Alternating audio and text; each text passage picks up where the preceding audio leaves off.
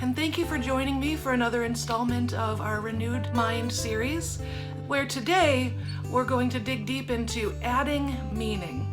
As we start, let's remember in Romans chapter 12, verse 2. Do not conform to the pattern of this world, but be transformed by the renewing of your mind. Then you will be able to test and approve what the will of God is, His good, pleasing, and perfect will. What is adding meaning? Adding meaning is when we attach thoughts or motives to something someone says or does that they'd never voiced. This happens when someone says something and we hear not just what they say, but we also hear what we think they mean by what they say, or even we put into it our definition of that word. This also happens when someone makes a face and we make a judgment about what they mean by that face, whether positive or negative. For example, here's my thinking face. People have thought I was angry when really what I was doing was thinking. And so we have to decide when it's us that people are adding meaning to. Are we going to have this mindset of, I am the way that I am and you're going to have to deal with it? Or are we going to take that into consideration and allow ourselves to grow? So the point of this video is I want to help you understand biblically what this means, and then also how we can learn to notice we are doing that, and then how we can learn to progressively do it less and less, and hopefully one day completely stop. You can probably guess that if we are used to adding meaning, we can very easily also get used to being easily offended. Not being easily offended is going to be a completely different segment. I think it's important that we learn about things like adding meaning because that is going to tie into why sometimes we can be so easily offended. Or really why you can be so easily offended, because I'm not.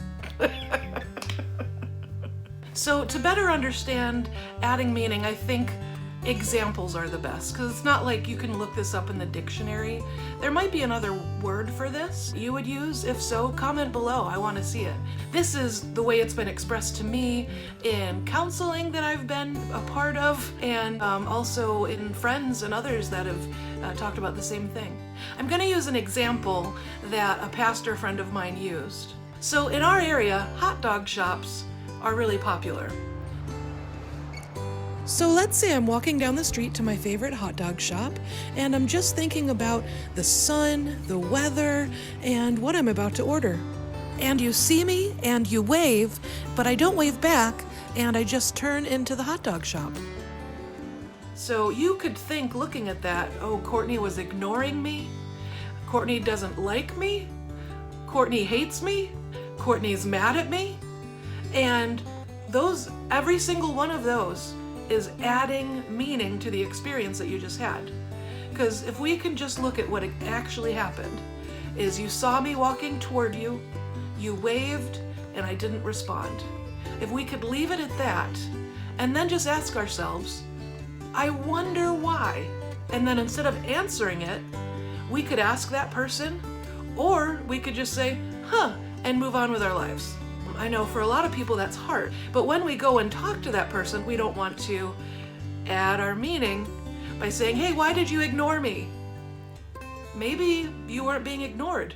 Maybe I was out walking, I didn't expect to see anyone, so I wasn't really paying attention. I was just thinking about not stepping on the cracks or tripping on the sidewalk, because I'm a klutz, and what I wanted on this hot dog, and then went into the store. Never even knew you were there. You know, it's possible that that person does have negative feelings toward you. That's always a possibility. But when we decide with those situations that that is what someone's thinking, or that's how they're responding to us, that is adding meaning. Because it could just be that they're in their own little world. So, an example in my own life, there was a time when Ed and I were in marriage counseling. And really through that marriage counseling, I learned that I needed my own personal counseling, how to deal with my expectations that I had going into marriage, and also to deal with adding meaning. This is something that I knew women did, but I thought I was not one of those women. When a woman asks her husband, "Do I look fat in this dress?" You're basically trapping him. Like, that's just not a good question to ask. And so I was always like, I'm not like that. I'm never going to ask those questions, because there's no answer that he can give that's satisfying. Because if you think you are and he says no, then you think he's lying. If he says you could lose a few, then he's hurt your feelings, even though he's telling the truth. Like, there are just a lot of dumb things that you could do as a woman or a husband, asking questions that you don't really want the true answer to. If you don't truly want criticism, then don't ask people questions that you don't want a negative answer to. If you're willing to take actual criticism and listen to a true answer, then by all means ask the question. So I knew that I was pretty straightforward and said what I meant and asked the question that I wanted an actual answer to. So I thought that I didn't have any of these issues that other women have. So when it was first brought to my attention that I might have an issue with adding meaning, I was like, no, there's no way that I do. And then I started seeing it in my own life. And it really was one of the biggest areas in my marriage that was keeping me unhappy. So I would encourage you to take an honest look at yourself and ask yourself if you add meaning. Because it turns out I did. If this video today has helped you in any way to think a little bit deeper about how to renew your mind, please like and subscribe and check out more.